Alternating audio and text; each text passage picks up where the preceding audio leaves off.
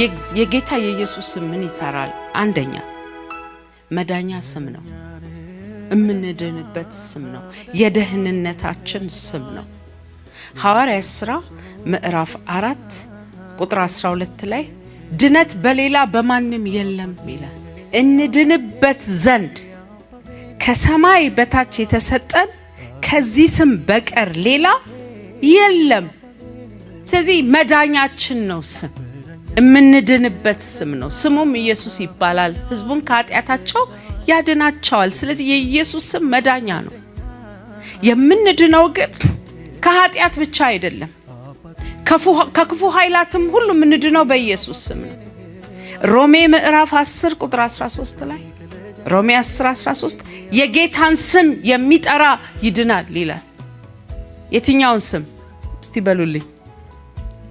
የኢየሱስን ስም የሚጠራ ሰው ይድናል። ሃሌሉያ! ካደጋ ያድናል ይሄ ስም። ዛሬ በጌታ በኢየሱስ ስም ስሙን ትጥራላችሁ፣ ከሁሉ ኃይላት ትድናላችሁ። ስለዚህ የኢየሱስ ስም መዳኛ ነው። የዘላለም ሕይወት የምናገኝበት ስም ነው።